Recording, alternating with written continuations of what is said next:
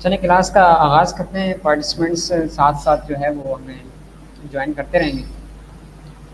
तो हम अपनी क्लास का आगाज़ करते हैं। हमारी ये पाइथन प्रोग्रामिंग की पहली क्लास है। मैं अपने कोर्स का इंट्रोडक्शन करवाता चलूँ तो हमारा ये कोर्स मुश्तमिल होगा 2 मंथ्स पर। ठीक है, और आपने पोर्टल पे हमारा क्लास शेड्यूल है वो भी देख लिया होगा। हमारे इस कोर्स में ऑलमोस्ट 15 क्लासेस हमने शेड्यूल की हैं। आज हमारी पहली क्लास है 10 अक्टूबर, और इसके बाद हर सैटरडे संडे हमारी 7 to 9 एक क्लास होगी। तो यूँ ये बनते हैं 15 क्लासेस, यानी कि 30 घंटे।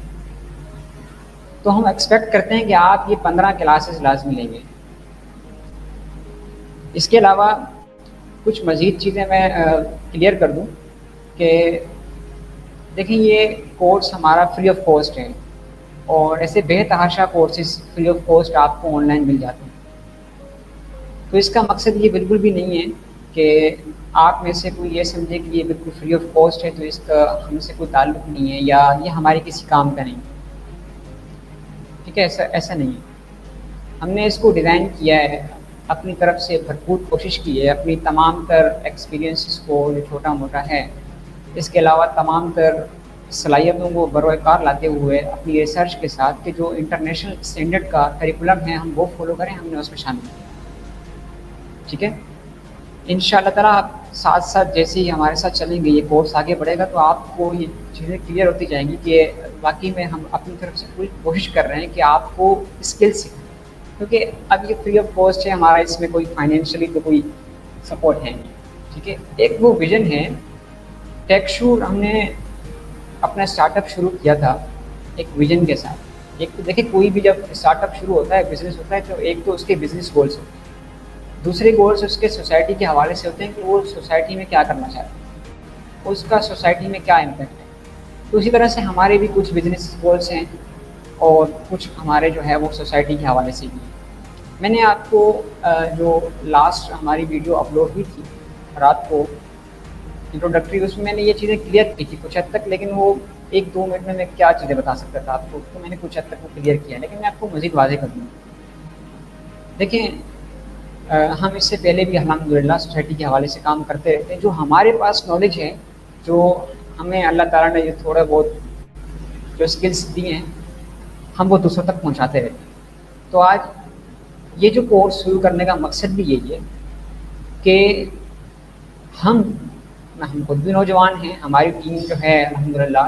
टीम मैं अभी आपको आगे इंट्रोड्यूस भी करवाऊँगा अपने इंस्ट्रक्टर्स के साथ, अपनी टीम के साथ। तो हम भी नौजवान हैं और हम ये चाहते हैं कि जो पाकिस्तान दूसरे नंबर पर ऐसा मुल्क है कि जिसकी आबादी सबसे ज़्यादा नौजवान है, यानी कि नौजवान आबादी सबसे ज़्यादा है हमारे पास, ज़िम्बाब्वे के बाद हम दूसरे नंबर पर हैं। तो देखिए, अगर हमने अपनी नौजवान नस्ल को अवेयर नहीं किया, उसको वो technological skills, fourth industrial revolution की स्किल्स ना सिखाया हमने, तो हम जिस तरह से दुनिया को कम्पीट अब तक नहीं कर पा रहे, आगे भी नहीं कर पाएंगे। बदकिस्मती के साथ हमारे पास में कंप्यूटर साइंस की, स्पेसिफिकली कंप्यूटर साइंस की अगर बात करूं, मैं खुद भी कंप्यूटर साइंस का स्टूडेंट हूँ। तो कंप्यूटर साइंस में हमारे पास पाकिस्तान में ऑलमोस्ट 100+ यूनिवर्सिटीज़ हैं जो कि बैचलर्स करवाती हैं। हर साल ये 100+ यूनिवर्सिटीज़ तकरीबन 25,000 से ज़्यादा ग्रेजुएट्स पास आउट करती हैं। अब आपको इस बात पर बड़ी हैरत होगी कि उन 25,000 ग्रेजुएट्स में से कितने लोग ऐसे होते हैं, कितने ग्रेजुएट्स ऐसे होते हैं कि जो इस काबिल होते हैं कि वो अपने और अपने घर वालों का पेट पाल सकें और अच्छी एक जॉब हासिल कर सकें या एक स्टार्टअप ओपन कर सकें। तो वो 2,000 या 2,500 के करीब वो ऐसे नौजवान या ग्रेजुएट्स होते हैं जो ये इस काम में कामयाब हो पाते हैं। इसके अलावा जो 22-23 हज़ार लोग हैं वो अगेन हमारी सोसाइटी में आके वो हमारी सोसाइटी पर बोझ बनना शुरू होते हैं। ठीक है, इसकी वजह क्या है? इसकी वजह ऐसा नहीं है कि मार्केट में जॉब्स नहीं है या कंप्यूटर साइंस की फील्ड इस तरह है कि इसके अंदर कोई अपॉर्चुनिटीज़ नहीं है, ऐसा बिल्कुल भी नहीं। ठीक है, मसला सिर्फ ये है कि हमारी जो 100+ यूनिवर्सिटीज़ हैं, उसमें चंद यूनिवर्सिटीज़ के अलावा कोई भी स्टैंडर्ड को फॉलो नहीं करता, कोई भी उस स्टैंडर्ड को मीट नहीं कर पाता कि जो स्टैंडर्ड इंटरनेशनल लेवल पे चाहिए या जो प्रोडक्टिव हो या मार्केट की जो डिमांड है। अब वो अगर उनमें चंद एक यूनिवर्सिटीज़ जो स्टैंडर्ड मीट कर पाती हैं, वो यूनिवर्सिटीज़ हैं जिसमें आम तौर पर जब एक मिडिल क्लास फैमिली का जो नौजवान है, जो स्टूडेंट है, वो दाखिला मुआवज़त के साथ नहीं ले पाता। ठीक है, वो बड़ी महंगी यूनिवर्सिटीज़ हैं। आप देख सकते हैं कि किसी यूनिवर्सिटी का मैं नाम नहीं यहाँ लेगा, मैं नाम नहीं ले रहा, ठीक है, किसी यूनिवर्सिटी पर सेमेस्टर 1.5 लाख भी है, किसी यूनिवर्सिटी की 8 लाख भी फीस है और इससे भी अबव है।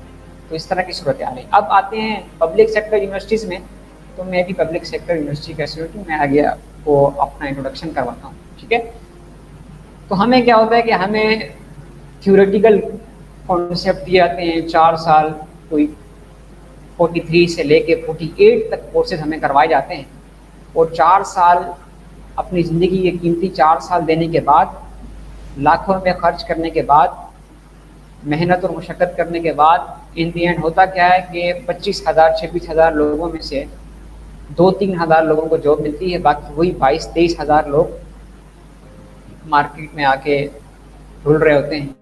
ये अल्फाज मुहब्बत के साथ में इस्तेमाल कर रहा हूँ, लेकिन ये हकीकत है।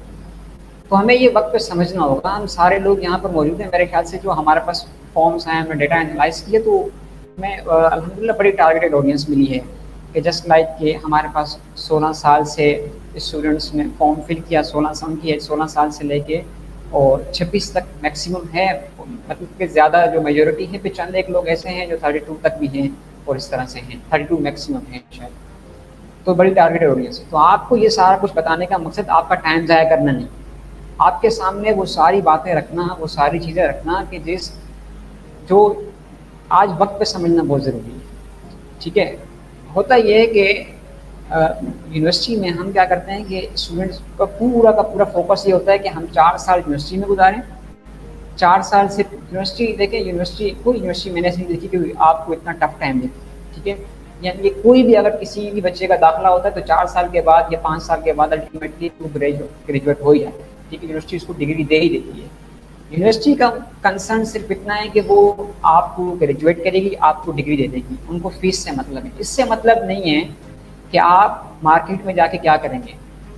ठीक है, आप मार्केट में जाके क्या इस काबिल भी होंगे कि आप मुख्तलिफ चीज़ों को टैकल कर सकें। आज आप उठा के देखें जित के पाकिस्तान किस नंबर पर है, किस रैंकिंग में है, प्रोडक्टिविटी में, ईजादात में, किस तरह हम तो कीनिया से ही पीछे, यानी कि 90s में आते हैं, और हमारी तो नौजवान आबादी दुनिया में दूसरे नंबर पर है। तो मसला क्या है? मसला यहाँ पर आता है कि हमारे पास स्टैंडर्ड्स की कमी है, हमारे पास उन लोगों की कमी है। अगर यहाँ मेरे साथ बहुत सारे ऐसे लोग होंगे जिन्होंने ज्वाइन किया होगा, अभी वो यूनिवर्सिटीज़ में पढ़ रहे होंगे, तो वो एनालाइज कीजिएगा कि आपको यूनिवर्सिटी में क्या माहौल प्रोवाइड किया, क्या आपको इस काबिल बनाया जा रहा है कि आप कुछ कर सकें आके मार्केट में। तो यहाँ ये सारी चीज़ें आती हैं कि भाई हमें अपनी उस शेल से निकलना होगा, हमें उस यूनिवर्सिटी लाइफ को तो चलाना ही है, हमें डिग्री तो लेनी ही है, उसमें से भी बहुत कुछ सीखना है, हमें बहुत सारी स्किल्स वहाँ से भी लेनी है। लेकिन वो स्किल्स जो मार्केट की डिमांड है, जो फोर्थ इंडस्ट्रियल रेवोल्यूशंस जो हमें अभी चल रहा है, फोर्थ इंडस्ट्रियल रेवोल्यूशन, मार्केट में सर्वाइव करने के लिए हमें वो स्किल्स भी लेनी है। ठीक है, आप वर्ल्ड इकोनॉमिक फोरम की रिसर्च आइए, आप उसकी रिपोर्ट पढ़ें, उसमें क्या है, उसमें आपको टॉप 10 2025 बाय 2025 आपको टॉप 10 जॉब्स उन्होंने गिनवाई हैं, उन्होंने लिस्ट आउट किए हैं कि भाई ये वो स्किल्स हैं कि जो 2025 तक इमर्ज करने वाली हैं, दुनिया को लीड करने वाली हैं। तो हम क्यों ना ऐसी स्किल्स को सीखें, हम वही पिछले हम सी को लेके बैठ जाएं। हालांकि सी लैंग्वेज अगर किसी को पता हो तो वो जस्ट चंद डोमेन को लेके है, तो हमने वो टेक्नोलॉजी सीखनी है, वो चाहे कहीं से भी। हमने एक प्लेटफॉर्म अपने तौर पर जो हम कर सकते थे, हमारा ये स्टार्ट है, ये सिलसिला रुकने वाला नहीं है, इंशाल्लाह इसको बहुत आगे तक लेके जाएंगे। तो इसका सिर्फ विजन ये था कि हम अपने नौजवानों को थोड़ा सा अवेयर करें, उनको वो स्टार्ट दें, उनको वो रास्ता फराहम करें कि जिससे वो हमें हमारे मुल्क को लीड करें। ये इसके अलावा कुछ क्लास के हवाले से है, देखिए क्लासेस लेना लाजमी है। ये वो यूनिवर्सिटी के लेक्चर्स नहीं है, ये पाकिस्तान स्टडीज़ की क्लास नहीं है कि थियोरेटिकल क्लास हो और आपने लेक्चर्स लिया, ठीक है, आपको समझ में आ गया, अब आपके जहन में आपने 2-4 चीज़ें नोट कर ली नोट में एंड देन इनफ। ऐसा नहीं है। आप प्रोग्रामिंग सीखने के लिए हैं, आप प्रोग्रामिंग सीख रहे हैं, आप वो टूल सीखना जा रहे हैं, वो चीज़ सीखने जा रहे हैं कि जो इंशाअल्लाह ताला आपको अगले कुछ वक्त में लीड करने वाली है। आपको इसका अंदाज़ा होगा, आप पाइथन सीखने जा रहे हैं तो आपने प्रैक्टिस करनी है। Practice makes the man perfect. आपने ज़्यादा से ज़्यादा एक्सप्लोर करना है इसको। हम आपको चंद चीज़ें यहाँ बताएंगे। देखिए, कोई भी ज़बान मुकम्मल तौर पर आप नहीं सीख सकते। पाइथन आपको कोई सिखाने बैठे तो सालों लग जाएँ। हम आपको एक आगाज़ देंगे, इसमें बहुत सारी लाइब्रेरीज़ हैं, बहुत सारे पैकेजेस हैं। हम आपको जो है सारे नहीं सिखा सकते, लेकिन हम आपको इतना कर सकते हैं कि एक इंटरनेशनल बिगनर लेवल का जो स्टैंडर्ड है हम वहाँ तक आपको पहुँचा सकते हैं। वहाँ तक फिर आपका अपना हौसला, आपकी अपनी करेज और अपनी कोशिश होगी कि आप उससे आगे जा सकें। प्लेटफॉर्म आपके पास बहुत है, क्योंकि भरा पड़ा है, बेतहाशा कोर्सेज करवाए जा रहे हैं, ठीक है। तो आपके पास अपॉर्चुनिटीज़ की कमी नहीं है, जस्ट आपने जो है वो अपने आप को खुद लीड करना। 70% अटेंडेंस हमारी इस क्लास के लिए लाजमी है। रिकॉर्डेड लेक्चर्स बनाए जा रहे हैं, बहुत जल्द आपके पोर्टल पे अपलोड कर दिए जाएंगे, ठीक है। लाइव क्लासेस हमारी वीकली शेड्यूल आपको फराहम कर दिया गया है, ठीक है। कोई भी क्यूरी है, कोई भी सवाल है, आप किसी भी वक्त हमें अप्रोच कर सकते हैं। हमारी पूरी कोशिश होगी कि बहुत यानी कि जल्द से जल्द आपको हम रिप्लाई करें और आपकी जो क्यूरी है उनको सॉल्व करें, ठीक है। तो मतलब एक मेन विजन के साथ आपने भी इस क्लास को लेके बैठना है कि हमने कुछ यहाँ आए तो कुछ सीख के। इसके बाद मज़ीद आगे चलते हैं, हमारी ये सारे सिलसिला बातों का तो आगे चलते ही रहेगा, ठीक है। इंस्ट्रक्टर्स हम इस कोर्स में 3 होंगे, ठीक है। मेरा नाम मेहर खान नियाज़ी है, फिर इसके बाद मोहम्मद अज़हर और मोहम्मद समीर भी हमारे साथ होंगे। मैं थोड़ा सा अपना इंट्रोडक्शन करवाऊँ तो मेरा नाम मेहर खान नियाज़ी है। मैं BScs कर रहा हूँ सिंध मदरसतुल इस्लाम यूनिवर्सिटी कराची से, 5th सेमेस्टर का स्टूडेंट हूँ। इसके अलावा मैं गूगल IT सपोर्ट स्पेशलिस्ट भी हूँ। मैंने गूगल से कैरियर सर्टिफिकेशन की हुई है। एक और गूगल डेटा एनालिटिक्स की कैरियर सर्टिफिकेशन मेरी जारी है, अभी मैं कर रहा हूँ। उसके 5 कोर्सेज हैं, मैं वो कर रहा हूँ। इसके अलावा अभी रिसेंटली हम पास आउट हुए हैं SMIT से, हमने डिप्लोमा किया artificial intelligence and data science का। इसके अलावा हम डिप्लोमा कर रहे हैं PIEIC से आर्टिफिशियल इंटेलिजेंस का, वो भी मेरा जारी है। मोहम्मद अज़हर ने तो कंप्लीट कर लिया। इसके अलावा हमने MTA सर्टिफाइड हैं, हमने माइक्रोसॉफ्ट के इंटरनेशनल एग्ज़ाम्स पास किए हुए हैं 5, ठीक है। 5 मैंने क्लियर किए हुए हैं, 5 मोहम्मद अज़हर ने क्लियर किए हैं, इस तरह समीर ने भी क्लियर किए हैं। हम माइक्रोसॉफ्ट पाइथन और HTML, इसके अलावा माइक्रोसॉफ्ट एज्यूर और इस तरह आर्टिफिशियल इंटेलिजेंस और डेटा साइंस के जो बिगनर लेवल के सर्टिफिकेशंस हैं जो इंटरनेशनल स्टैंडर्ड थे वो हमने क्लियर किए हुए। इसके अलावा आप हमें जो है वो लिंक्डइन और गिटहब पे हमारी प्रोफेशनल प्रोफाइल्स को भी सर्च कर सकते हैं, वहाँ भी हमारे बारे में कंप्लीट डिटेल मौजूद है, आप वहाँ भी देख सकते हैं। इसी तरह मोहम्मद अज़हर भी हमारे साथ मौजूद हैं। अब आते हैं कोर्स करिकुलम की तरफ।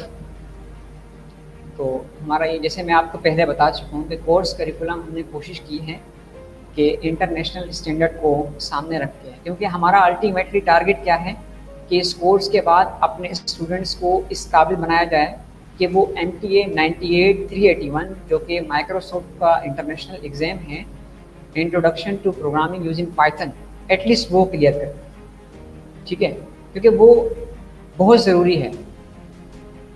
हमने भी अल्हम्दुलिल्लाह वो क्लियर किया हुआ है, बहुत ज़्यादा मुश्किल नहीं है, जस्ट पाइथन आपको लेकिन आनी चाहिए, एक उसका स्टैंडर्ड आप मीट करते हैं। उससे क्या होगा कि आप जो है, अब जैसे आप पाइथन तो सीख जाएंगे, आप इंशाल्लाह ये कोर्स करने के बाद पाइथन सीख जाएंगे, लेकिन आप इंटरनेशनल लेवल पे अपने आप को प्रूव करने के लिए किसी इंटरनेशनल क्लाइंट के सामने जब आप बैठेंगे, उनसे आप बात करेंगे, तो उनको कैसे पता चलेगा कि आप वाकई पाइथन सर्टिफाइड हैं। तो इंटरनेशनल स्टैंडर्ड मीट करना लाजमी है, इंटरनेशनल सर्टिफिकेशन लेना लाजमी है। तो ये आपका टारगेट होना चाहिए कि MTA 98-381 तमाम लोगों ने हर सूरत क्लियर करना है। मोहम्मद समीर इंशाल्लाह नेक्स्ट क्लास में ज्वाइन करेंगे, वो एक प्रोजेक्ट पे काम कर रहे हैं, आज तो वो अवेलेबल नहीं थे। कोर्स करिकुलम के हवाले से ये है कि कोर्स हमने डिज़ाइन किया है, उसको डिवाइड किया हमने 6 मॉड्यूल्स पर। ठीक है, तो इस कोर्स में हमारे पास टोटल 6 मॉड्यूल्स होंगे। हमने अपने पोर्टल पर ये अपलोड भी कर दिया था, मुमकिन है कि आप लोगों ने देख लिया हो। मैं दोबारा रिक्वेस्ट कर रहा हूँ कि आप लोगों ने पोर्टल पे, अपने व्हाट्सएप पे और जो ईमेल आपने हमें प्रोवाइड किया है उसमें आपने एक्टिव रहना है। कोई भी हमारे पास रेफरेंस मटेरियल होगा, कोई अनाउंसमेंट होगी, कोई अपॉर्चुनिटी होगी, क्लास के हवाले से, किसी भी हवाले से किसी किस्म की कोई अनाउंसमेंट होगी, हम इन 3 चैनल्स के ज़रिए से आपसे कर सकते हैं। ठीक है, तो आपने इनमें एक्टिव रहना है। अभी भी ऐसा हुआ कि बहुत सारे लोग जो कि ईमेल्स पे एक्टिव नहीं थे, तो बदकिस्मती से वो हमें शायद ज्वाइन भी नहीं कर पाए और शायद ज्वाइन ना कर पाए। ठीक है, तो आपने इन चीज़ों पे एक्टिव रहना है। लेकिन हमें क्वांटिटी से कोई सरोकार नहीं है, क्वालिटी से है। ठीक है, ऐसा नहीं है कि हम यहाँ हज़ारों लोगों को अपने साथ लेके चलें और उनमें जो हमारे साथ एक्टिव पार्टिसिपेंट्स हों वो चंद सौ हों या चंद लोग हों, तो वो चंद सौ या चंद लोग हमारे लिए ही इम्पोर्टेंट है, हमने उनको लेके चलना है। मॉड्यूल 1 हमारे पास, मॉड्यूल 1 में हम देखेंगे पाइथन का इंट्रोडक्शन। इसके अलावा कंप्यूटर प्रोग्रामिंग पे तफसील से डिस्कस करेंगे, कंप्यूटर प्रोग्रामिंग क्या है, क्योंकि मुमकिन है कि बहुत सारे पार्टिसिपेंट्स यहाँ पर ऐसे मौजूद हों जिनको पाइथन प्रोग्रामिंग या कंप्यूटर प्रोग्रामिंग के बारे में नो-हाउ ना हो। इसके अलावा पाइथन की इंस्टॉलेशन हम इस मॉड्यूल में कवर करेंगे। जुपिटर क्या होता है, जुपिटर इंस्टॉल किस तरह से करते हैं। इसके अलावा गूगल कोलैब क्या होता है, इसके बारे में तफसील से हम इसी मॉड्यूल में देखेंगे। इसके अलावा सिर्फ ये नहीं, मॉड्यूल 1 में इसके अलावा बहुत सारे कॉन्सेप्ट्स हैं, वो भी हम कवर करेंगे, इससे रिलेटेड जितने भी हैं, क्योंकि बेसिक लेवल के कॉन्सेप्ट्स कवर करने के बाद देन हम अपने पाइथन एडवेंचर का आगाज़ करेंगे। ठीक है, ये याद रहे कि आपको कि हम जो इस कोर्स में book as a reference use कर रहे हैं वो smarter way to learn Python, बड़ी ज़बरदस्त और आसान सी प्रोग्रामिंग, पाइथन प्रोग्रामिंग की ये बुक है। ये लाजमी आपने पढ़नी है, साथ साथ जो टॉपिक्स हम कवर करवा रहे हैं आप देखें, एक्सप्लोर करें उसको अपने तौर पर भी, मुख्तलिफ़ ज़राए से, मुख्तलिफ़ प्लेटफॉर्म्स से भी आप जो है वो उसे एक्सप्लोर करें।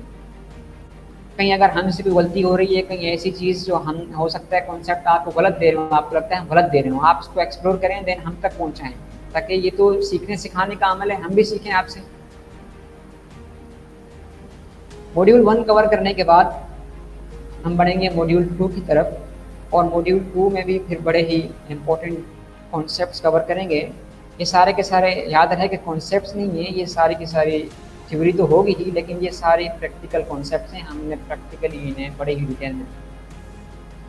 उसमें हम डेटा टाइप्स कौन कौन से हैं, डेटा टाइप्स होते क्या हैं, वेरिएबल्स। देखिए ये बहुत सारे कॉन्सेप्ट इसमें ऐसे हैं कि वो किसी स्पेसिफिक प्रोग्रामिंग लेवल, प्रोग्रामिंग के हवाले से नहीं, मतलब स्पेसिफिक किसी ज़बान के नहीं, जैसे पाइथन के स्पेसिफिकली इसके लिए नहीं, वो कोई भी प्रोग्रामिंग लैंग्वेज आप सीखेंगे उनमें ये आपको कॉन्सेप्ट्स काम आएंगे। तो अगर आप में से इससे पहले कोई सी सीख चुका है, C++ या C# सीख चुका है, तो यकीनन इसके लिए बड़ी आसानी होगी, क्योंकि उन्हें डेटा टाइप्स का पता होगा। अब जस्ट जो थोड़ा बहुत पाइथन के हवाले से इसमें फ़र्क है वो यहाँ देख लेगा। ठीक है, तो जो बिल्कुल नए हैं कोई बात नहीं, हम बिल्कुल बिगनर लेवल से उठाएंगे। ठीक है, बिगनर लेवल से हम शुरू करेंगे ताकि हमारा एक एक पार्टिसिपेंट, एक एक स्टूडेंट मुकम्मल तौर पर उसे ये कॉन्सेप्ट समझ में आए। ठीक है, इसके अलावा हम इनमें बेसिक इनपुट आउटपुट ऑपरेशंस देखेंगे, फिर बेसिक ऑपरेटर्स कौन कौन से हैं हम वो भी इसमें कवर करेंगे। इसमें याद रहे, इन स्लाइड से बड़े ही मोटे मोटे टॉपिक्स मैंने इनमें लिखे हैं। ठीक है, लेकिन जब हम साथ साथ इसे कवर करेंगे तो फिर एक से दूसरी चीज़ भी साथ साथ जो है वो शामिल होगी इसमें। ठीक है, उसमें डिटेल होगी। इसके अलावा मॉड्यूल 3 में हम देखेंगे कि बूलियन वैल्यूज़ कौन सी होती हैं, कंडीशनल एग्जीक्यूशन क्या होता है, इसका काम पाइथन में है क्या, लूप्स, लिस्ट, बड़े इंपॉर्टेंट टॉपिक्स हैं, ये क्या हैं, फिर लिस्ट प्रोसेसिंग किस तरह से करते हैं, लॉजिकल और बिट वाइज ऑपरेशंस हम मॉड्यूल 3 में कवर करेंगे। इसके बाद मॉड्यूल 4 में हम पहुंचेंगे और फिर मॉड्यूल 4 में हम देखेंगे कि फंक्शंस प्रोग्रामिंग में क्या होते हैं, पाइथन के फंक्शंस किस तरह से लिखते हैं, इनका इस्तेमाल क्या है, कहाँ कहाँ हम इन्हें इस्तेमाल करेंगे, कुछ डेटा टाइप्स जो कि एक्स्ट्रा हैं इनमें, जो कि इससे पहले जो पुरानी प्रोग्रामिंग लैंग्वेजेस हैं उनमें नहीं थे, लेकिन इसमें डेटा टाइप्स हैं जस्ट लाइक टपल्स हैं, डिक्शनरीज हैं, तो हम इनमें कवर करेंगे। ठीक है, फिर डेटा प्रोसेसिंग, मॉड्यूल 4 में हम डेटा प्रोसेसिंग को भी कवर करेंगे।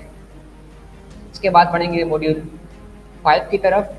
तो मॉड्यूल 5 में हम देखेंगे कि मॉड्यूल्स क्या होते हैं, मॉड्यूल्स का काम क्या है, और फिर पाइथन में मॉड्यूल्स और पैकेजेस बनाते किस। ठीक है, फिर पैकेजेस भी कवर करेंगे। इसी तरह डेटा टाइप्स में चूँकि हमने स्ट्रिंग्स और लिस्ट देख लिया होंगे, तो अब यहाँ पर स्ट्रिंग्स और लिस्ट के मेथड्स कवर करेंगे। बहुत सारे ऑपरेशंस हम स्ट्रिंग्स और लिस्ट पर परफॉर्म कर सकते हैं पाइथन में, वो सारे के सारे हम यहाँ पर कवर करेंगे। इसके अलावा मॉड्यूल 5 में हम एक्सेप्शंस भी कवर करेंगे। जिसके बाद हमारा लास्ट मॉड्यूल जो कि मॉड्यूल 6 है, उसमें हम ऑब्जेक्ट ओरिएंटेड अप्रोच कवर करेंगे, जिनमें हमारे पास क्लासेस के भी क्लासेस क्या हैं, क्लासेस का बड़ा ही डिटेल में कॉन्सेप्ट, मेथड्स क्या हैं, ऑब्जेक्ट्स क्या हैं, और फिर स्टैंडर्ड ऑब्जेक्टिव फीचर्स क्या। ठीक है, स्टैंडर्ड ऑब्जेक्टिव फीचर्स में हमारे पास एक्सेप्शन हैंडलिंग, पाइथन में एक्सेप्शन किस तरह से हैंडल करते हैं, और फिर मोस्ट इम्पॉर्टेंट के फाइल्स के साथ कैसे काम करते हैं। ठीक है, पाइथन में ये भी हम मॉड्यूल 6 में कवर करेंगे। ये तो था हमारा पाइथन प्रोग्रामिंग के कोर्स का मुकम्मल इंट्रोडक्शन। अब अपने कॉन्सेप्ट्स की तरफ बढ़ते हैं। तो पहला सवाल ये है, जो कि हम पाइथन प्रोग्रामिंग सीख रहे हैं, तो भाई प्रोग्रामिंग क्या है। पाइथन तो आएगा बाद में, पहले तो सवाल ये है कि प्रोग्रामिंग है क्या चीज़। तो प्रोग्रामिंग बड़ी ही सिंपल इसका जवाब है। प्रोग्रामिंग कहते हैं उस काम को कि जिसमें आप कंप्यूटर को इंस्ट्रक्ट करते हैं, कंप्यूटर को बताते हैं कि भाई आपने फलां काम परफॉर्म कर, और कंप्यूटर उसको परफॉर्म कर देता है। इसे आप कोडिंग भी कहते हैं। ठीक है, तो इसमें होता क्या है कि देखें, कंप्यूटर एक मशीन है और जिसने काम लेना है वो इंसान है। अब कंप्यूटर को इंसानों की लैंग्वेज तो समझ में आती नहीं है, तो भाई फिर प्रोग्रामिंग किस तरह से करेंगे। तो होता ये है कि आप प्रोग्राम लिखते हैं किसी एक स्पेसिफिक लैंग्वेज में, और कंप्यूटर उसको ट्रांसलेट करता है, समझता है, देन उसे एग्जीक्यूट करता है और आपको आउटपुट फ्राहम कर देता है। प्रोग्रामिंग यकीनन क्लियर होगी, इसको मज़ीद भी डिस्कस करेंगे। ठीक है, साथ साथ अभी इस प्रोग्राम के अंदर भी मैं डिटेल बताऊंगा कि प्रोग्रामिंग क्या है। अब प्रोग्रामिंग के बाद अगली चीज़ है कि भाई प्रोग्राम क्या है। जैसे हमने कहा कि भाई प्रोग्रामिंग होती है ऐसे काम को कहते हैं कि जिसमें एक प्रोग्रामर एक प्रोग्राम लिखता है और फिर उस प्रोग्राम को कंप्यूटर एग्जीक्यूट करता है, इसे हम कहते हैं प्रोग्रामिंग। अब प्रोग्राम क्या है और प्रोग्राम ऐसी क्या चीज़ है जिससे कंप्यूटर एग्जीक्यूट करता है। तो computer program set of instructions हैं, वो सीक्वेंस ऑफ इंस्ट्रक्शंस हैं जो एक प्रोग्रामर ने लिखी हुई है किसी स्पेसिफिक लैंग्वेज में, कि जिसे कंप्यूटर एग्जीक्यूट करता है, जिसे कंप्यूटर परफॉर्म करता है, उसको समझता है, देन वही काम जो एक प्रोग्रामर ने अपने प्रोग्राम की सूरत में कंप्यूटर को इंस्ट्रक्ट करने के लिए लिख दिए हैं, उसे कंप्यूटर एग्जीक्यूट करता है। ठीक है, ऐसा नहीं है कि कोई काम कंप्यूटर परफॉर्म करता है तो जैसे मैं आपसे बात कर रहा हूँ तो वो परफॉर्म करेगा, नहीं। उसको प्रोग्राम चाहिए, उसको लिखा हुआ कोड चाहिए। प्रोग्राम को हम कोड भी कहते हैं। ठीक है, लेफ्ट साइड में आप देख रहे होंगे कि ये आपको एक पिक्चर नज़र आ रही होगी, इसमें एक प्रोग्राम लिखा है, देखिए कोडिंग हुई है। ठीक है, ये प्रोग्रामिंग है।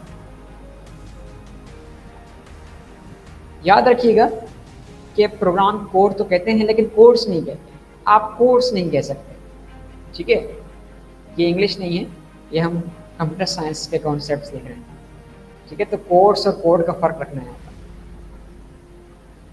अच्छा जी, हमने ये देखा कि भाई प्रोग्रामिंग ऐसे काम को कहते हैं कि जिसमें एक प्रोग्रामर प्रोग्राम लिखता है, कंप्यूटर परफॉर्म करता है उसे। तो कंप्यूटर क्या चीज़ है? कंप्यूटर किसी भी ऐसी डिवाइस को कहते हैं जो आपके कोड को प्रोसेस करने के काबिल हो, जो आपके प्रोग्राम को एग्जीक्यूट करने के काबिल हो। वो आपका स्मार्टफोन भी हो सकता है, वो एटीएम मशीन भी हो सकता है, वो आपका रास्पबेरी पाई भी हो सकता है, इसके अलावा सर्वर्स भी हो सकते हैं। ये तो चंद एक नाम है। हर ऐसी इलेक्ट्रॉनिक डिवाइस जिसमें एग्जीक्यूट करने की कैपेबिलिटी है, जिसे समझने की कैपेबिलिटी है, जिसके अंदर प्रोसेसर लगा है, उसे आप कंप्यूटर कहते हैं, ठीक है। तो मुख्तलिफ जो है वो इलेक्ट्रॉनिक डिवाइसेस हैं, काफ़ी सारी, ठीक है। लैपटॉप, सर्वर्स, एटीएम्स, स्मार्टफोन्स, आपके पास मुख्तलिफ प्रोसेसर्स हैं, मुख्तलिफ आपकी आईओटी डिवाइसेस में, जैसे रेस्पबेरी पाई है, ठीक है। वैसे बेतहाशा डिवाइसेस। तो आमतौर पर जो हमारे पास बिगनर लेवल का एक स्टूडेंट होता है या एक आम पब्लिक है, उसके जहन में यही होता है कि भाई कंप्यूटर क्या है। कंप्यूटर एक डिवाइस है कि जो कि या तो लैपटॉप की सूरत में है या पर्सनल कंप्यूटर की सूरत में है, या अगर ज़्यादा किसी को पता हो तो जी ये मोबाइल भी एक कंप्यूटर है। लेकिन ऐसा नहीं है। कंप्यूटर की डेफिनेशन बड़ी सिंपल है। कोई भी ऐसी इलेक्ट्रॉनिक डिवाइस कि जिसमें परफॉर्म करने की, जिसमें कोड को एग्जीक्यूट करने की कैपेबिलिटी हो, उसको कंप्यूटर कहते हैं, ठीक है। मुख्तलिफ किस्म की आपके सामने इलेक्ट्रॉनिक डिवाइस हैं। देखिए उसके अंदर एक ख़ास किस्म का ऑपरेटिंग सिस्टम होता है जो कि कंट्रोल कर रहा होता है उस डिवाइस को, और तब वो इलेक्ट्रॉनिक डिवाइस आपको फंक्शन परफॉर्म करके दे देती है, ठीक है। इसलिए हमसे कंप्यूटर कहते हैं।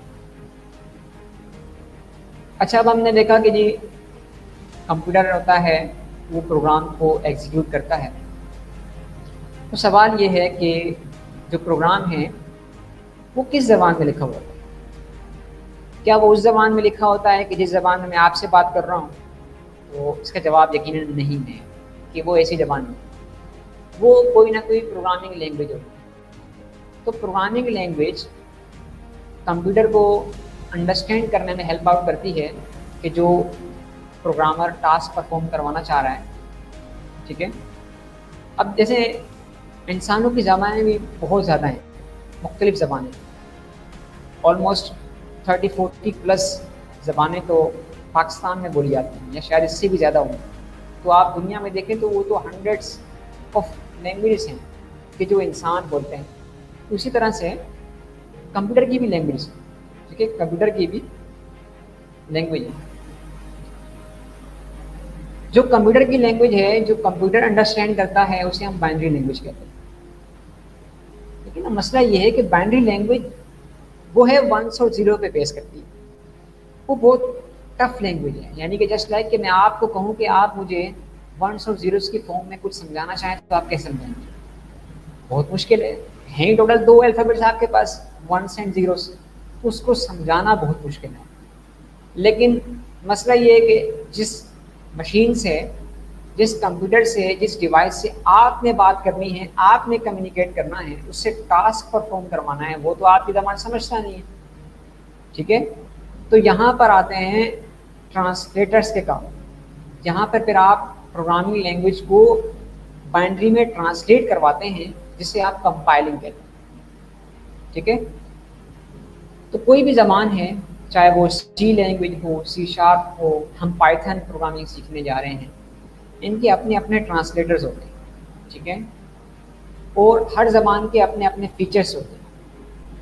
बहुत ज़्यादा ऐसे फीचर्स भी हैं तो तकरीबन सब ज़बानों में एक जैसे भी होंगे, लेकिन हर ज़बान के अपने स्पेसिफिक फीचर्स भी हैं।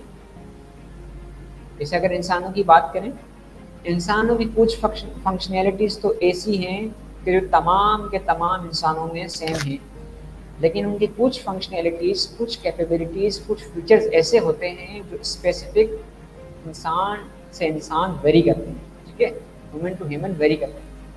सेम इसी तरह से मुख्तलिफ जो प्रोग्रामिंग लैंग्वेजेस हैं उनके अलग अलग फीचर्स भी हैं, तो कुछ ऐसे फीचर्स हैं वो सबके अंदर सेम हैं। अब हमारे पास इस वक्त इंडस्ट्री में कुछ डजन्स ऑफ प्रोग्रामिंग लैंग्वेजेस मौजूद हैं। हमने जो अपनी स्लाइड्स में जो लिस्ट आउट की है वो टॉप 10 को लिस्ट आउट किया, ठीक है। लेकिन ऐसा नहीं है कि सिर्फ ये 10 के करीब लैंग्वेजेस मार्केट में हैं, ऐसा नहीं है। डजन्स ऑफ प्रोग्रामिंग लैंग्वेजेस हैं और हर प्रोग्रामिंग लैंग्वेज मुख्तलिफ पर्पज़ के लिए इस्तेमाल होती है। लेकिन हम जो प्रोग्रामिंग लैंग्वेज सीखने जा रहे हैं उसकी तो बात ही अलग है। वो क्यों अलग है वो आगे जाके हमें देखना है इसे, ठीक है। तो मैं अभी इसको अनवील नहीं करना चाहता। तो टॉप 10 प्रोग्रामिंग लैंग्वेज की लिस्ट आउट हमने की है। इसमें पहले नंबर पर वो प्रोग्रामिंग लैंग्वेज है जो हम सीखने जा रहे हैं। ये पहले नंबर पर है क्यों, इसको भी हमने देखना है। मैं आपको बड़े ही डिटेल से इस चीज़ को कवर करूँगा कि ये पाइथन प्रोग्रामिंग पहले नंबर पर है क्यों, ठीक है। इसके अलावा हमारे पास जावा है, सी प्लस प्लस। अच्छा, सी प्रोग्रामिंग लैंग्वेज को मदर ऑफ प्रोग्रामिंग लैंग्वेज भी कहते हैं, ठीक है। ये बड़ी पुरानी प्रोग्रामिंग लैंग्वेज है। ये मशीन लैंग्वेज के करीब तर है, ठीक है। मशीन जो है इसको बड़े ही आसानी से कन्वर्ट कर लेती है और समझ सकती है। इसके अलावा सी प्लस प्लस है, जावास्क्रिप्ट भी बड़ी पॉपुलर है आजकल, सी शार्प है, आर प्रोग्रामिंग लैंग्वेज है, गो, HTML, स्विफ्ट, ये प्रोग्रामिंग लैंग्वेज की टॉप 10 लिस्ट में आती है। अच्छा, आर और पाइथन अगर हम स्पेसिफिक बात करें डेटा साइंस की तो पाइथन और आर मोस्ट पॉपुलर हैं। और फिर पाइथन और आर में पाइथन मोस्ट पॉपुलर है क्योंकि इनकी लाइब्रेरीज बड़ी इनहांस है डेटा साइंस के हवाले से।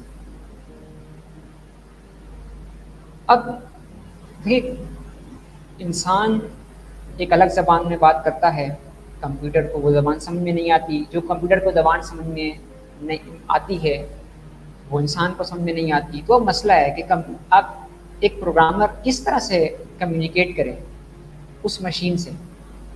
तो वहाँ पर फिर हमारे पास आते हैं ट्रांसलेटर्स, ठीक है। यहाँ पर ट्रांसलेटर का काम आता है और हमें फिर ट्रांसलेटर की ज़रूरत पड़ती है। बिल्कुल उसी तरह कि अगर आपके पास या आपसे कभी कम्युनिकेट करने का, आपको मिलने का मौका मिले किसी एक चाइनीज़, अब आपको चाइनीज़ ज़बान तो आती नहीं है, आप या उर्दू में बात करेंगे या फिर इंग्लिश में बात कर लेंगे, इंग्लिश इंटरनेशनल लैंग्वेज है।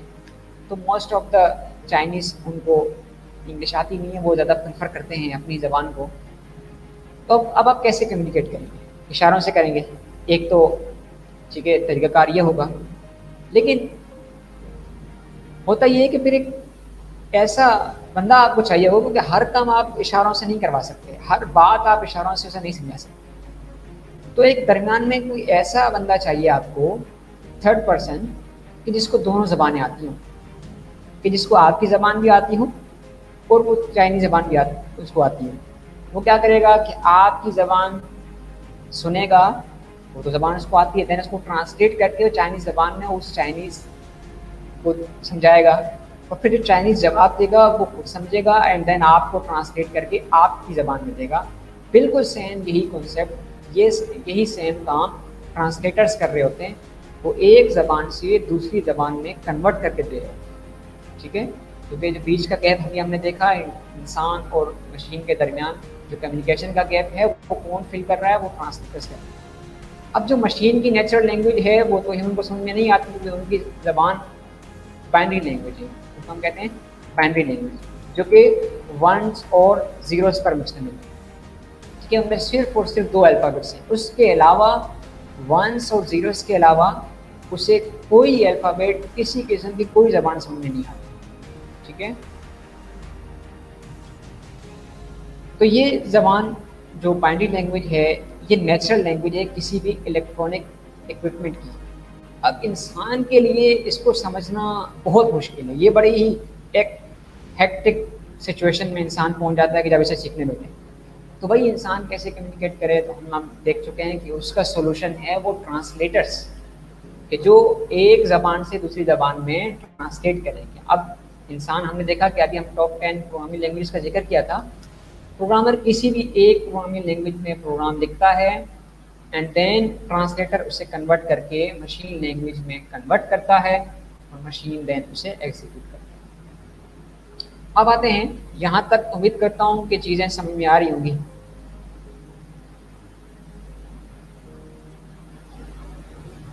अगर कमेंट्स चेक कीजिएगा, किसी के कोई सवाल यहाँ तक चीज़ें क्लियर हो रही हैं तो आगे बढ़ें। जी जी जी जी, अगर आप लोगों के कोई भी सवाल हो तो आप सवाल कर सकते हैं। बाकी अगर आपको चीज़ जो है क्लियर है तो आप कमेंट में जो है वो क्लियर लिख दें, ताकि मैं जो है कमेंट्स में तमाम लोगों को रिप्लाई दे रहा हूँ।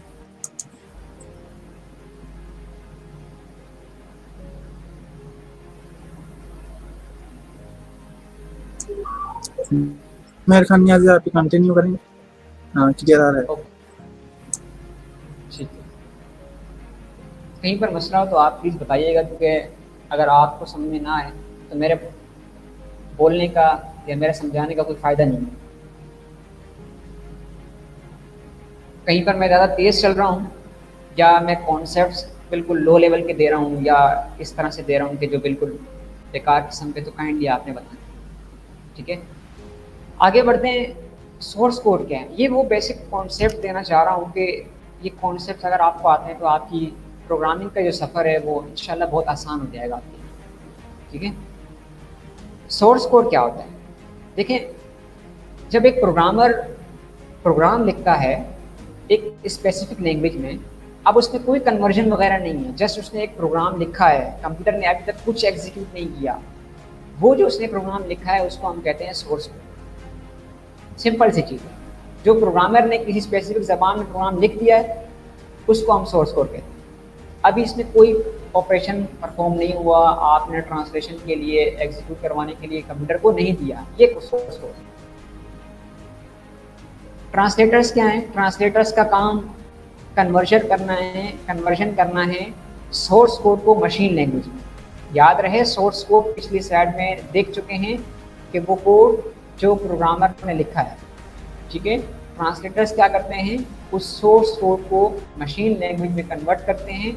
मशीन लैंग्वेज को हम बाइनरी लैंग्वेज भी कहते हैं। याद रखिएगा, उसमें सिर्फ और सिर्फ वंस और जीरोस भी होते हैं। अब जो कोड कन्वर्ट हो चुका है, जो कोड ट्रांसलेटर ने सोर्स कोड से कन्वर्ट कर लिया है बाइनरी कोड में, उस कोड को हम अब ऑब्जेक्ट कोड भी कहेंगे या फिर उसे हम ऐप भी कहेंगे या फिर हम प्रोग्राम कहेंगे। ठीक है, कन्वर्जन से पहले वो सोर्स कोड था, जब ट्रांसलेटर ने उसे कन्वर्ट कर दिया बाइनरी में, अब वो उसे हम तीन नाम दे सकते हैं, कुछ भी कह सकते हैं, या हम कहें ऑब्जेक्ट कोड, या हम कहें प्रोग्राम, या हम कहें ऐप। ट्रांसलेटर्स किस तरह से काम करते हैं बैकएंड पे? मैं एक छोटा सा प्रोग्राम लिखूंगा।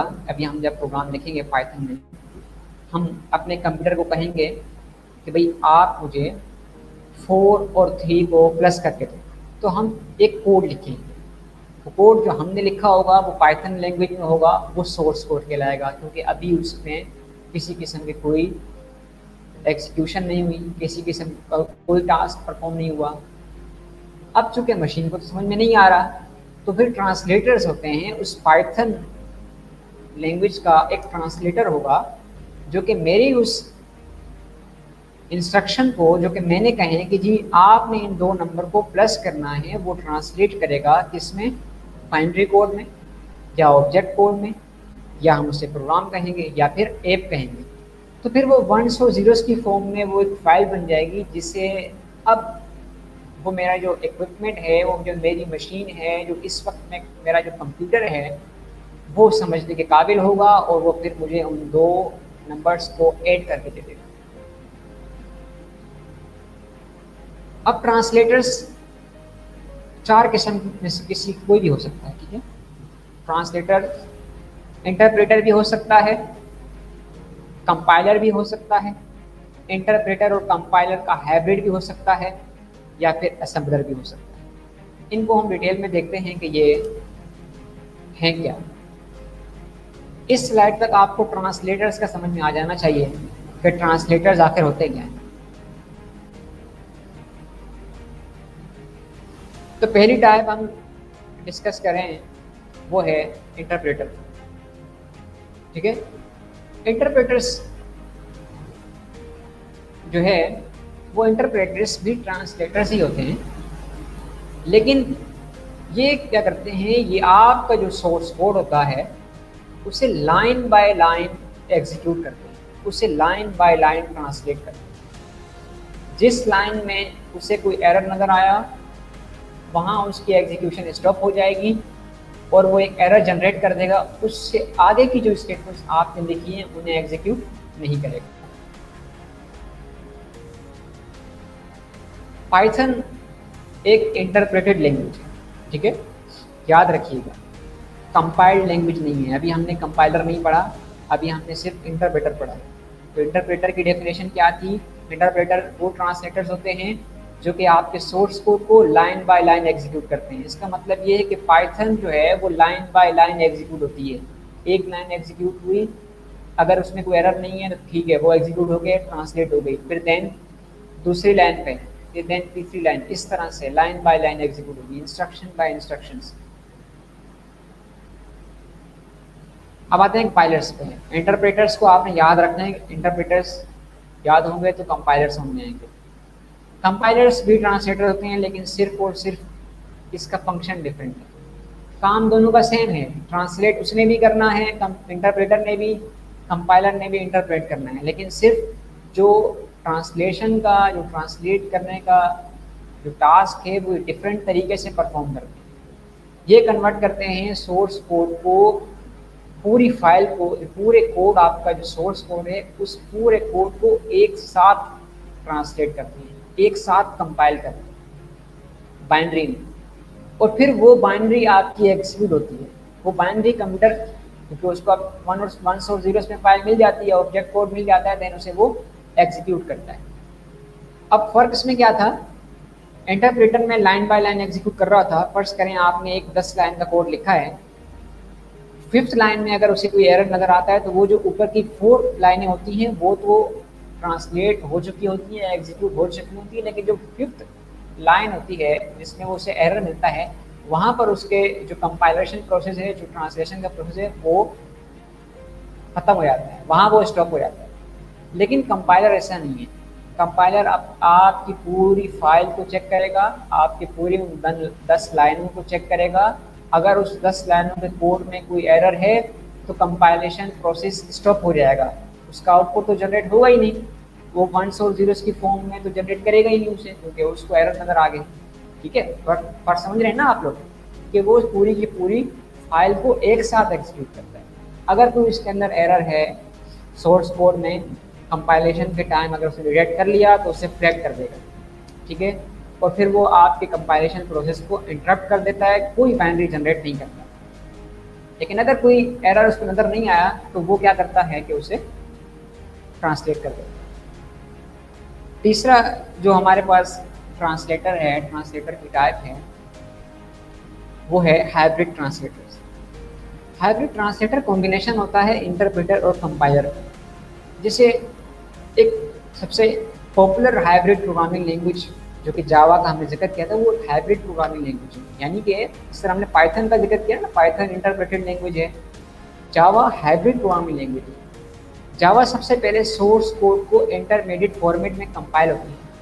ठीक है, सोर्स कोड उसका जावा का इंटरमीडिएट फॉर्मेट में कंपाइल होता है। डायरेक्ट सोर्स कोड उसको ऑब्जेक्ट कोड में कंपाइल नहीं होता वंस और जीरोस की फॉर्म में।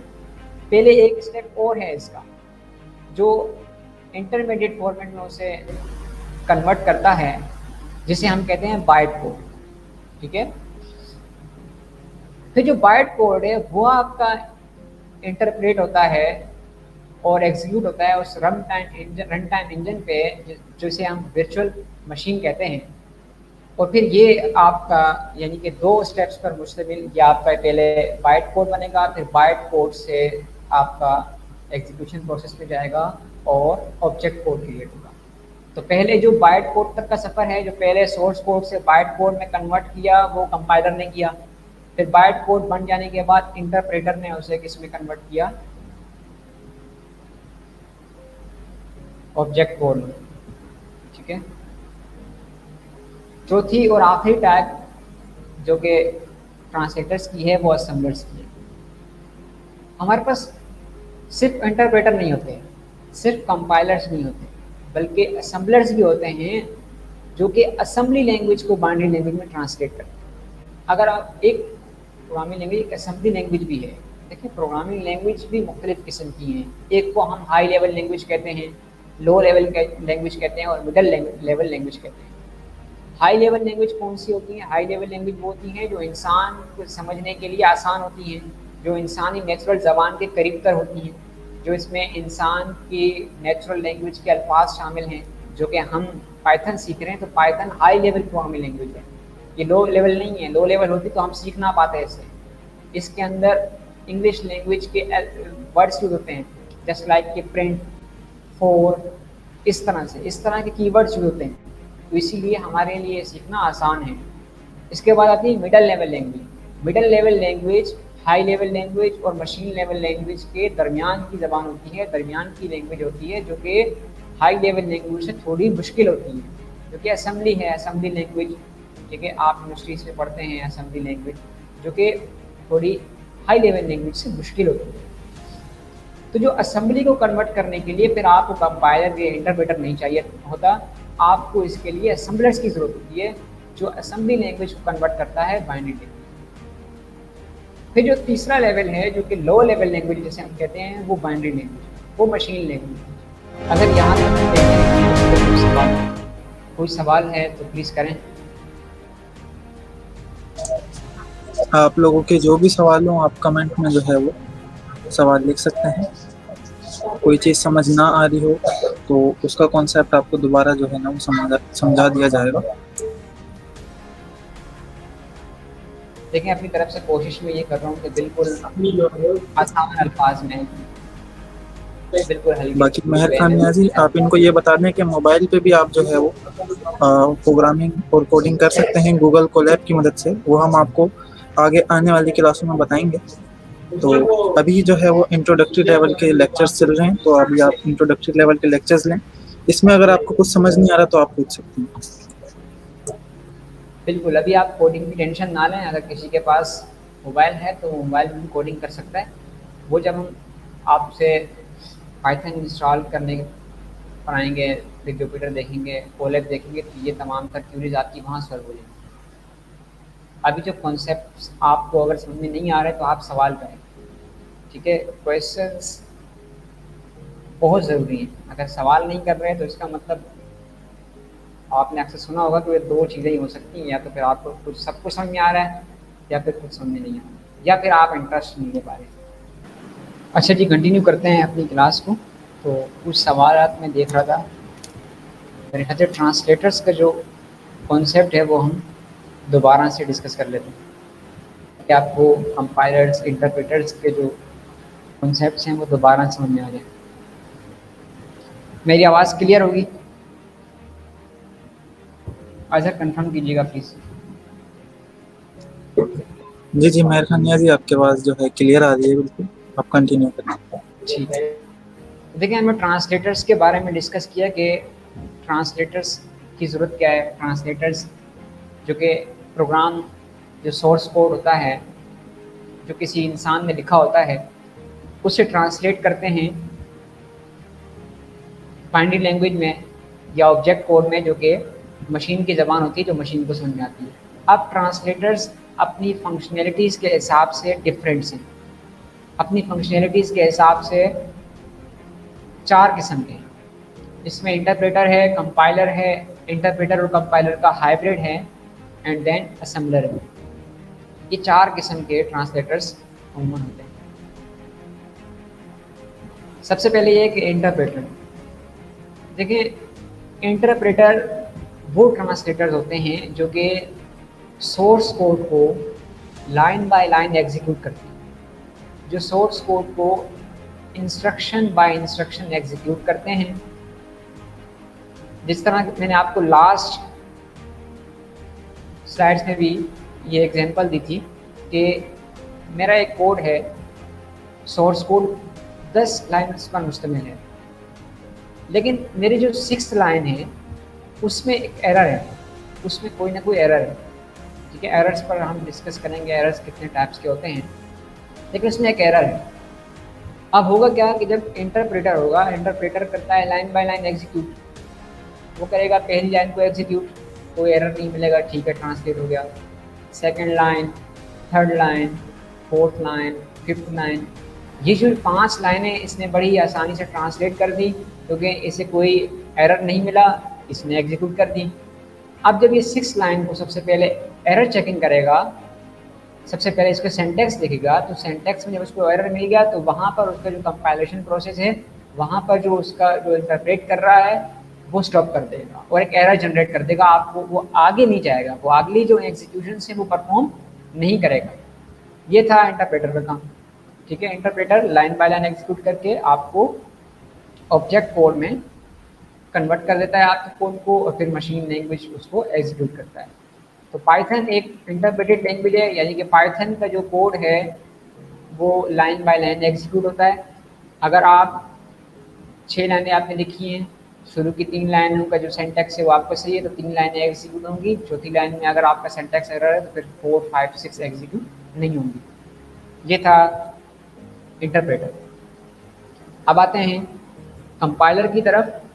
तो कंपाइलर भी ट्रांसलेटर है, वही काम करता है कि आपके सोर्स कोड को ऑब्जेक्ट कोड में कन्वर्ट करता है, लेकिन फ़र्क सिर्फ इसके फंक्शनैलिटीज़ में है कि जो कन्वर्जन, जो ट्रांसलेशन का जो काम है ये डिफरेंट तरीके से करता है। ये किस तरीके से करता है, ये आपका जो सोर्स कोड है उस पूरे सोर्स कोड को एक ही दफ़ा उसमें सिंटैक्स एरर चेक करता है, उसमें कोई मुख्तलिफ एरर चेक करता है। अगर कोई एरर नहीं मिला देन पूरे का जो पूरी जो सोर्स कोड है उसे ट्रांसलेट कर देगा, उसे कंपाइल कर देगा ऑब्जेक्ट कोड में, और फिर मशीन उसे एग्जीक्यूट कर देगी।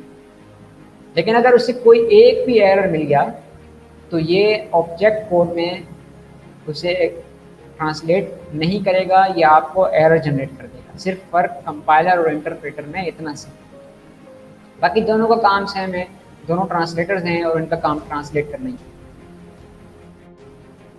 Hybrid translators, hybrid translator compilers और इंटरप्रेटर्स का कलेक्शन होता है, यानी कि ये वो ट्रांसलेटर होते हैं जो दोनों काम करते हैं, ठीक है। जावा की बात करें, जावा एक पॉपुलर हाइब्रिड प्रोग्रामिंग लैंग्वेज है।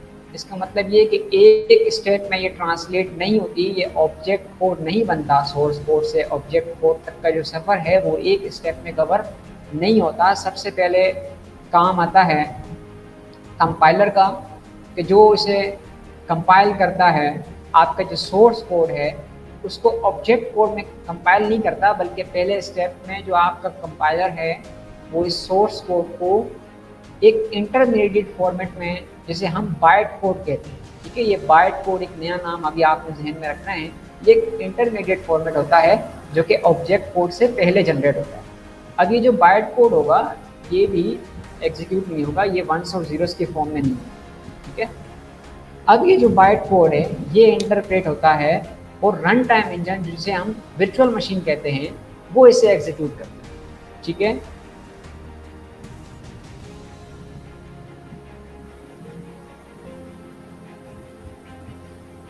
अब असेंबलर्स क्या हैं? असेंबलर सिंपल हैं। असेंबलर सिर्फ और सिर्फ असेंबली लैंग्वेज को ट्रांसलेट करने के लिए, असेंबली लैंग्वेज को ऑब्जेक्ट कोड में या मशीन कोड में कन्वर्ट करने के लिए असेंबलर्स होते हैं। कुछ सवाल मैं मज़ीद भी देख रहा था अभी कि हाई लेवल लैंग्वेज और लो लेवल लैंग्वेज में कुछ बच्चों को प्रॉब्लम है। तो देखें, मैं दोबारा आपको ये क्लियर कर दूं कि हमारे पास प्रोग्रामिंग लैंग्वेजेस 3 किस्म की होती हैं। एक होती है हाई लेवल लैंग्वेज, एक होती है मिडल लेवल लैंग्वेज, और एक होती है लो लेवल लैंग्वेज, ठीक है। हाई लेवल लैंग्वेज क्या होती है? हाई लेवल लैंग्वेज ये इंसानी जो ज़बान है, जो ह्यूमन लैंग्वेज है, उसके करीब तर होती हैं। क्योंकि वो करीब तर होती हैं तो इंसानों के लिए इसको समझना आसान होता है बनिस्बत लो लेवल लैंग्वेज के, ठीक है। अब हाई लेवल लैंग्वेज की मिसाल कौन सी है? एक ज़बान तो हम सीख रहे हैं, एक प्रोग्रामिंग लैंग्वेज हम सीखने जा रहे हैं पाइथन की, ये हाई लेवल लैंग्वेज है। क्यों? क्योंकि ये ह्यूमन लैंग्वेज के करीब है, इसमें ऐसे अल्फाज का इस्तेमाल है जो कि हम आम तौर पर अपनी रियल लाइफ में इस्तेमाल करते हैं, तो इसीलिए हमारे लिए इसको समझना ईजी है। अब इसके बाद आती है middle level language. Middle level language human language से बहुत ज़्यादा करीब नहीं होती, इसीलिए हाई लेवल लैंग्वेज की बनिस्बत ये थोड़ी सी मुश्किल होती है।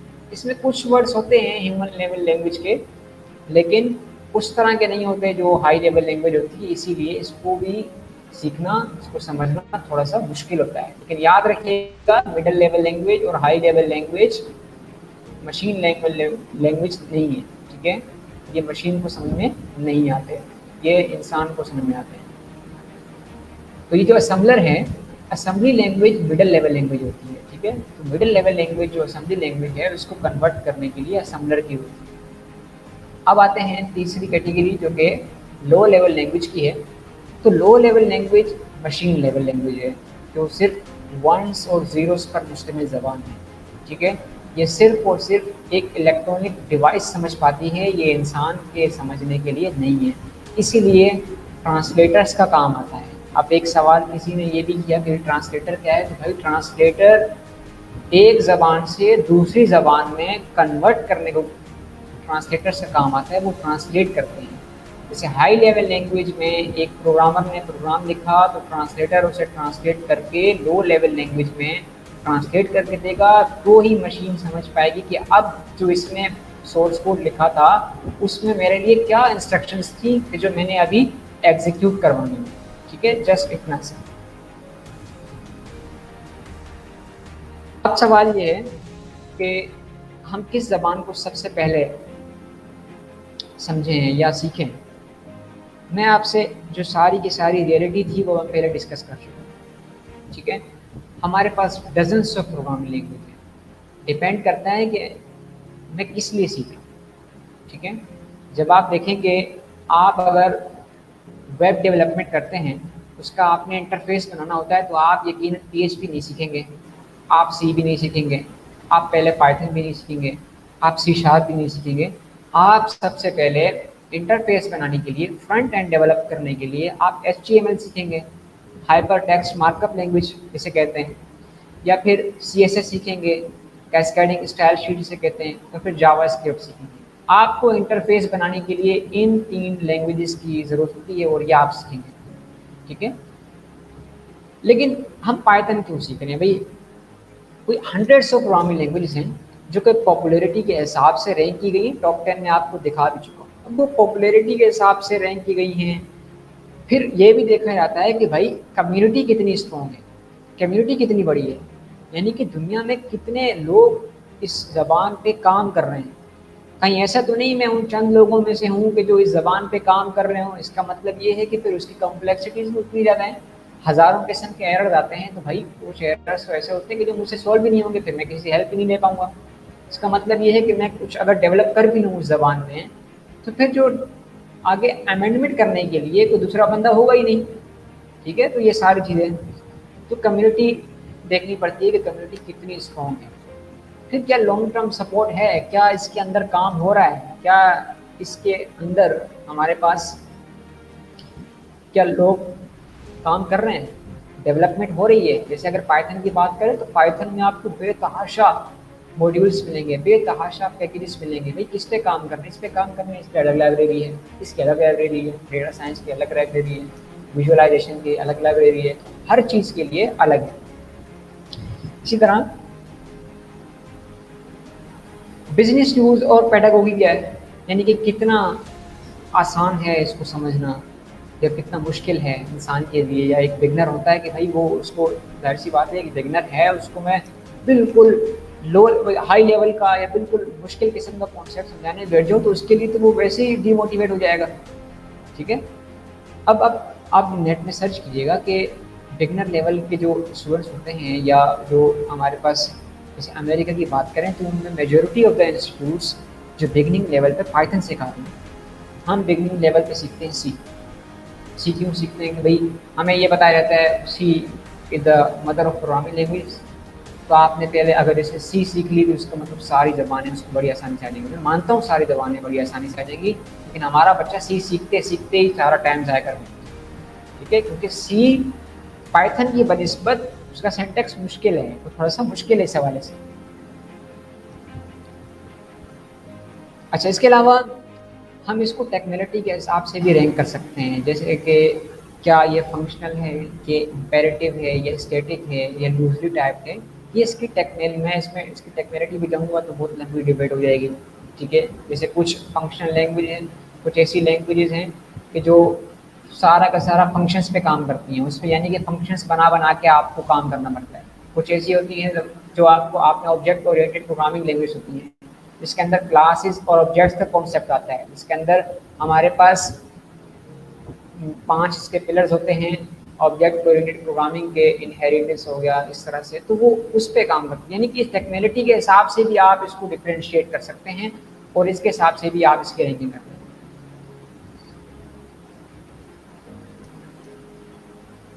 तो फिर बहुत सारी पावरफुल लैंग्वेजेस हैं जो कि ईजी हैं सीखना भी और उसको सेटअप करना भी। पाइथन प्रोग्रामिंग भी उन्हीं ज़बानों में से एक है। तो मैं आम तौर पर किसी कोई अगर बिगनर भी हो तो उसे मैं रिकमेंड यही करता हूँ कि भाई आप पाइथन सीखें। पाइथन सीखने के बहुत सारे फ़ायदे होंगे, हम आगे भी डिस्कस करेंगे इसके हवाले से भी, ठीक है। एक तो ये सीखना आसान है, दूसरा जब आप सीख ही रहे हैं, जब आप एक प्रोग्रामिंग लैंग्वेज सीख ही रहे हैं तो भाई वो सीखें जो सबसे लेटेस्ट है, और वो सीखें कि जो मल्टी डायमेंशनल है, जो आपको बहुत सारे डायमेंशंस में काम आएगी। ऐसा ना हो कि आप एक ज़बान एक सी सीख लिया आपने जो कि सिर्फ अब एक डोमेन के लिए तो ठीक है, PHP सीख लिया, आप बैक एंड पे काम कर सकते हैं, पर उसके बाद क्या कर सकते हैं, ठीक है। तो इस तरह की आपने फिर जो है वो हम क्या करते हैं, यूजुअली हमारे पास इस तरह का कॉन्सेप्ट है कि हम अपना जो कीमती टाइम होता है वो ज़ाया कर बैठ देते हैं ऐसी ऐसी चीज़ों में।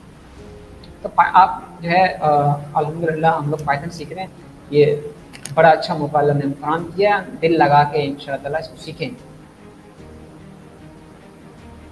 तो पाइथन प्रोग्रामिंग क्या है? पाइथन भाई एक हाई लेवल प्रोग्रामिंग लैंग्वेज है। मैं हाई लेवल प्रोग्रामिंग लैंग्वेज बता चुका हूँ।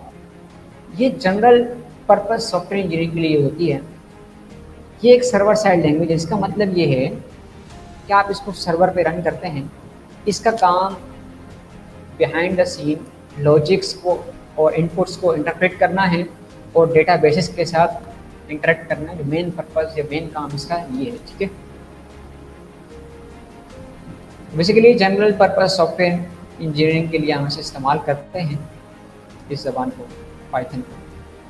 पाइथन इनिशियली डेवलप की गई थी 1980s में। काइडमन रसम नाम था जिन्होंने डेवलप की थी पाइथन प्रोग्रामिंग लैंग्वेज, और ये तकरीबन सर्वर साइड लैंग्वेज रही जैसे जावा और सी की तरह कोई दहाइयों तक ये जो है वो सर्वर साइड लैंग्वेज रही है। फिर जो इसके थे फादर थे वन रॉसम, उन्होंने फिर दूसरे जो इंग्लिश लैंग्वेज के हिसाब से इसे मज़ीद यानी कि इसके अंदर अमेंडमेंट की, इसे चेंजिंग की, और इसके अंदर वो अननेसेसरी सिंटैक्स जो कि इसको उस वक्त हार्ड बना रहा था उसको एलिमिनेट किया और इसको आसान बनाया। अब आप हमारे सामने जो आज प्रोग्रामिंग लैंग्वेज मौजूद है पाइथन 3, ये बड़ी ही आसान हो चुकी है। इसमें कोई अननेसेसरी अल्फ़ाबेट नहीं है, कोई अननेसेसरी साइन नहीं है। अब आप सी सीखेंगे जी, सी के हर जो है वो लाइन में आखिर में आपने सेमीकोलन लगाना है, इसमें से कुछ नहीं, इसमें से कोई चीज़ नहीं। आपने भी सी में एक डेटा टाइप आपने बताना है कि मैं जो है वो कौन सा डेटा टाइप इस्तेमाल कर रहा हूँ, कोई वेरिएबल डिक्लेयर करना है, साथ में आप डेटा टाइप बताएंगे कि भाई इस वेरिएबल के अंदर फलां डेटा टाइप की जो है वो वैल्यू स्टोर हो सकती है, इसके अलावा नहीं हो सकती। लेकिन ये तो हम पाइथन सीखने जा रहे हैं, बड़ी आसान है और ये इंटेलिजेंट प्रोग्रामिंग लैंग्वेज है। आपने वेरिएबल डिक्लेयर किया, आपने उसके अंदर कोई वैल्यू दी, वो ऑटोमेटिकली खुद समझ जाएगा कि भाई इसके अंदर जो वैल्यू दे रहा है इसकी डेटा टाइप क्या है, ठीक है। यानी कि इस किस्म की परेशानी भी नहीं है इसमें। तो इसमें बहुत सारी आसानियाँ कर दी गई हैं। शुरू में थी कुछ हद तक मुश्किल ये, जैसे हमारे पास सी, अब सी जिनको आती है वो देखेंगे ये इसके बनिस्बत कि अगर इसको हम कंपेयर करें इसके साथ तो वो बहुत मुश्किल है। तो इसके अलावा पाइथन ओपन सोर्स भी है, ठीक है, फ्री ऑफ कॉस्ट है। ओपन सोर्स का मतलब ये होता है कि एक तो इसकी लाइसेंसिंग फीस नहीं देनी पड़ेगी, आपको लाइसेंस परचेज नहीं करना पड़ेगा, फ्री ऑफ कॉस्ट है। दूसरा, इसका सोर्स कोड मौजूद होगा, अगर कोई भी इसके अंदर अमेंडमेंट करना चाहता है वो कर दे अपने हिसाब से। ठीक है। और इसके अंदर अब पिछले सालों से जो इसके अंदर पॉपुलैरिटी जो इसकी इंक्रीज हुई है वो डेटा साइंस के इस्तेमाल की वजह से हुई है। डेटा साइंस बड़ी ही शानदार जो है वो ये प्रोग्रामिंग लैंग्वेज साबित हुई है। हमने इसके जो लाइब्रेरीज हैं खास तौर पे नमपाई, पेंडास, इन्होंने बहुत शानदार काम जो है वो डेटा साइंस में वो हो रहा है इसमें।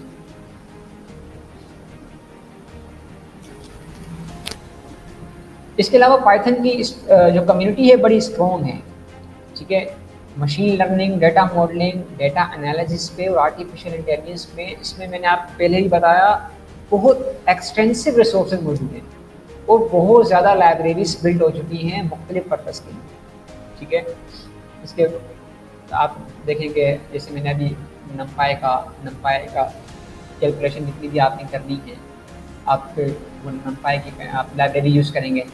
आपने डेटा विजुलाइज करना है, आप पेंडास यूज़ करेंगे। आपने जो है वो ग्राफ्स बनाने हैं, आप मैटप्लॉटलिब यूज़ करेंगे। तो बहुत सारी ऐसी हमारे पास लाइब्रेरीज, एक्सटेंसिव लाइब्रेरीज बनाई जा चुकी हैं, उसमें मज़ीद काम हो रहा है। इसीलिए पाइथन प्रोग्रामिंग लैंग्वेज एक आइडियल प्रोग्रामिंग लैंग्वेज है कि आज जदीद दौर में, आज फोर्थ इंडस्ट्रियल रेवोल्यूशन में, जहाँ आर्टिफिशियल इंटेलिजेंस और डेटा साइंस का एरा है, आज प्रोग्रामिंग लैंग्वेज, इस पाइथन प्रोग्रामिंग लैंग्वेज को एक ज़बरदस्त तरीके से उसका एक माहिर बनने की कोशिश करें।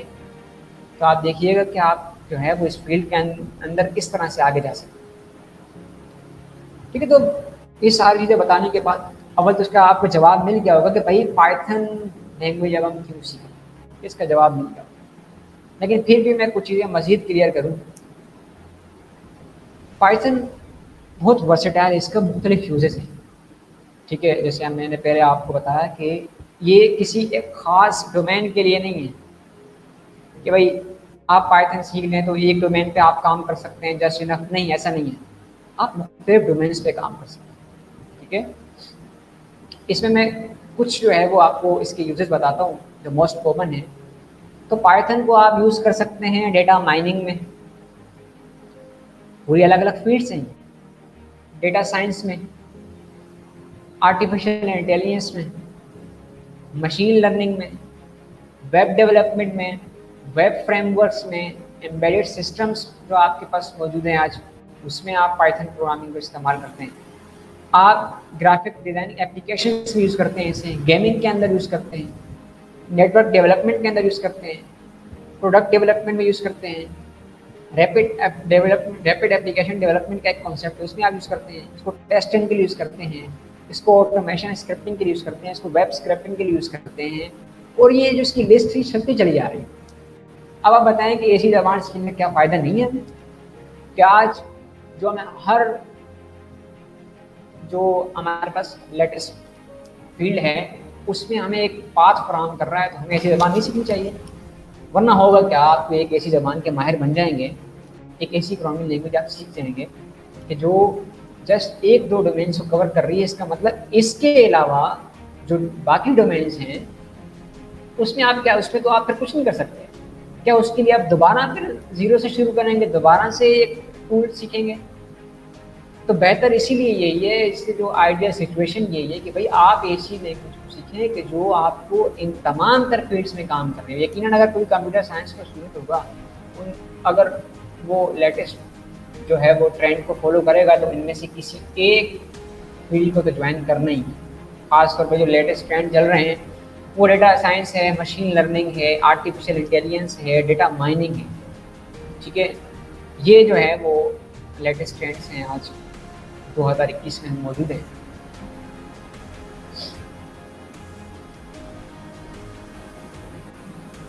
इसके अलावा इसके जो पाइथन यूज़ की जाती है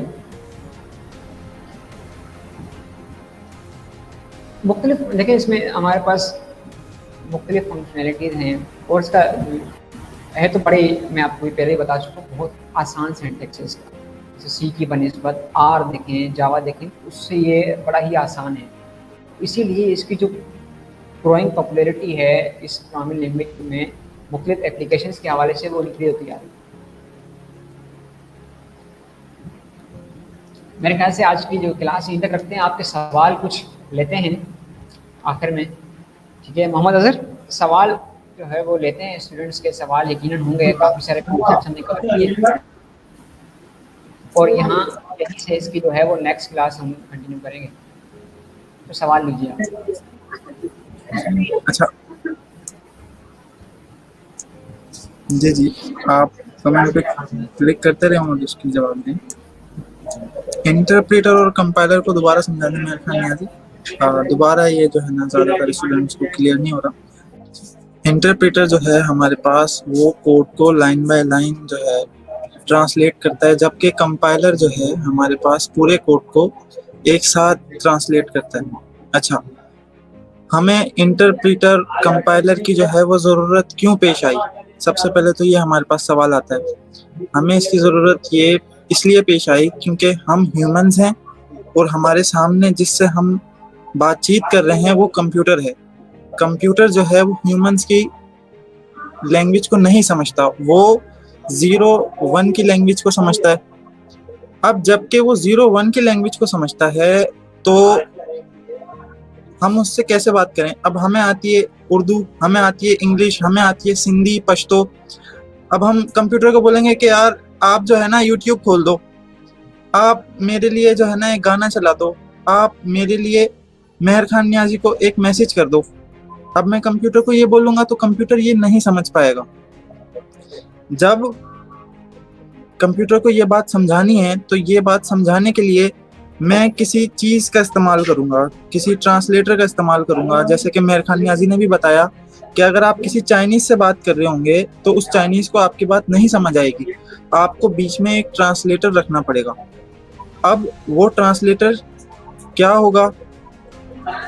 वो इंटरप्रेटर और कंपाइलर है। अब दो टाइप के हमारे पास कंप्यूटर से बात करने के लिए ट्रांसलेटर होते हैं ताकि हमारी बात कंप्यूटर तक पहुंच सके। इंटरप्रेटर जो है वो आपकी कोडिंग को, आपकी बात को सेंटेंस बाय सेंटेंस कंप्यूटर तक पहुंचाता है। मतलब मैंने बोला कि मेहर खान नियाजी को, उसने पहले ये ट्रांसलेट किया व्हाट्सएप पर, फिर उसने ये ट्रांसलेट किया मैसेज भेजो।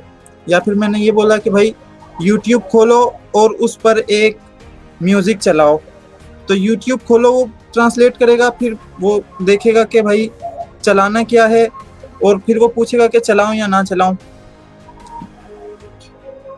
जबकि कंपाइलर आपके उस पूरे कोड को एक साथ चला देगा। बाकी दोबारा आपका कोई इससे रिलेटेड सवाल हो तो आप कर सकते हैं। आपकी क्लास मैं दोबारा बता दूं सैटरडे और संडे को होगी। ये आपकी पहली क्लास है जो कि संडे को ही है, लेकिन अब आपकी जो नेक्स्ट क्लास होगी वो सैटरडे को भी होगी 7 to 9 और संडे को भी 7 to 9 होगी।